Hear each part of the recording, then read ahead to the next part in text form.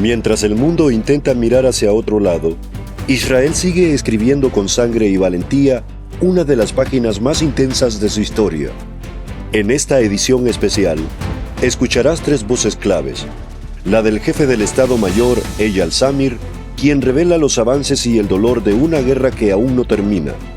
La del primer ministro Benjamín Netanyahu, desde el corazón del ejército, donde jóvenes ultraortodoxos se han unido al combate como nunca antes. Y la del ministro de Asuntos Exteriores, Gideon Sa'ar, quien desde Bruselas denuncia la hipocresía internacional y lanza una alerta sobre las atrocidades que hoy ocurren en Siria. Tres frentes, una misma lucha por la seguridad, la identidad y la verdad del pueblo de Israel. Quédate hasta el final. Lo que escucharás no lo verás en los medios tradicionales. Declaración del jefe del Estado Mayor de Israel, Eyal Zamir. Prometo que Gaza no será olvidada nunca más. Lo que está ocurriendo hoy con el Estado de Israel será recordado por generaciones. Desafortunadamente, esta guerra tiene un costo muy alto. Por ejemplo, en la Brigada 401 perdimos a 3 combatientes. Este es el alto precio que estamos pagando para poder defendernos. Continuaremos golpeando y eliminando a terroristas de Hamás. Solo en el último periodo, hemos eliminado a más de 3.300 terroristas, algunos de ellos de las fuerzas de asalto Nukba, los mismos que participaron en la masacre del 7 de octubre. Seguiremos firmes en este asunto. En todos los niveles, continuaremos atacando a los terroristas. Los logros que ustedes han alcanzado como parte de esta operación son muy significativos. Ya controlamos el 75% del territorio de la Franja de Gaza y estamos cerca de un cruce muy importante. En los próximos días, sabremos si habrá o no un acuerdo. Si se lanza un acuerdo, nuestros secuestrados serán liberados. Quiero decirles que si eso sucede, y espero profundamente que veamos a nuestros rehenes regresar a casa, será gracias a la lucha, gracias a ustedes, soldados. En caso de alcanzarse un acuerdo, nos detendremos y nos organizaremos en las líneas que defina el liderazgo político. Pero si no hay un alto el fuego, mi instrucción al Comando Sur es ampliar la lucha lo más posible, avanzar más, entrar a nuevos territorios. Seguiremos adelante. Hadar Goldin es el último secuestrado de la operación Magen Protector. Tenemos una gran obligación moral de liberarlo. Esta semana se cumplen 4.000 días desde esa operación. Estamos haciendo enormes esfuerzos para traerlos de vuelta con su familia. Hadar, en su carácter, simboliza la valentía y la humildad, dos virtudes que lo definen. No descansaremos ni olvidaremos hasta traer de vuelta a Hadar Goldin, como también a todos los demás secuestrados. Visita del primer ministro Benjamín Netanyahu a la Brigada Hasmonea. Estamos aquí en la Brigada Hasmonea, en el Valle del Jordán, la primera brigada ultraortodoxa del Ejército de Defensa de Israel. He tenido ahora un encuentro tanto con los comandantes como con los soldados. Es algo que eleva el espíritu, ver jóvenes ultraortodoxos que vienen del mundo del estudio, que se enlistan y se convierten en excelentes combatientes. Ya estuvieron en Gaza y lucharon con gran valentía. Lamentablemente, algunos de sus compañeros, miembros de la unidad Netzach Yehudá, cayeron la semana pasada. Estamos en una gran lucha y se necesita tanto fuerza espiritual como poder militar para superarla. Y aquí hay ambas cosas. Vienen como ultraortodoxos y salen como ultraortodoxos. Esto es posible. No vienen obligados, vienen por voluntad propia. Esa voluntad existe ampliamente en el público ultraortodoxo. Podemos liderar un proceso no de confrontación interna, sino de reclutamiento de todas las fuerzas de la sociedad judía para proteger verdaderamente a nuestro país y a nuestro pueblo. Les deseo a todos que puedan ver lo que está pasando aquí, cómo se está desarrollando y creciendo. Mantener el mundo de la Torá, que ha sido uno de los pilares de nuestra existencia durante miles de años, y también alistar a miles y miles de jóvenes entusiastas, fuertes y comprometidos. También estamos operando en Siria. Desde esta mañana, tenemos el compromiso de mantener la región del suroeste de Siria como una zona desmilitarizada en la frontera con Israel. No permitiremos que se repita una situación como la del sur del Líbano en ese lugar. También estamos comprometidos en la protección de los residentes drusos. Lo hacemos mediante operaciones contundentes. Espero no tener que seguir actuando, pero eso depende mucho de lo que entienden, hacen y dejan de hacer en Damasco.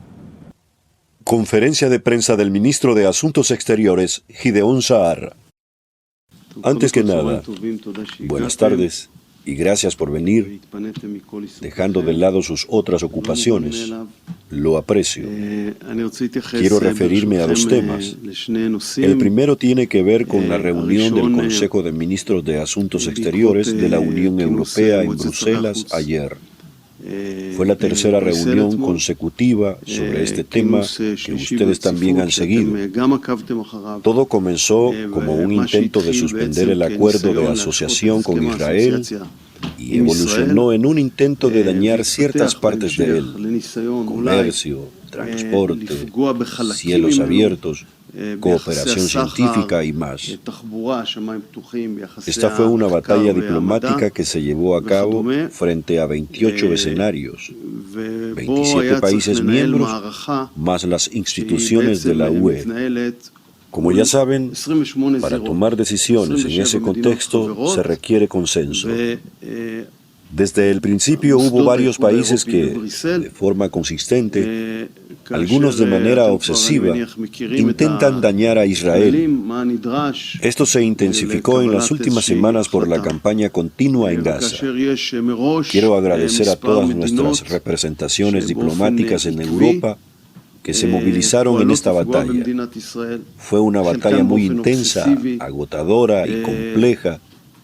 Yo personalmente lideré ese esfuerzo en los últimos meses.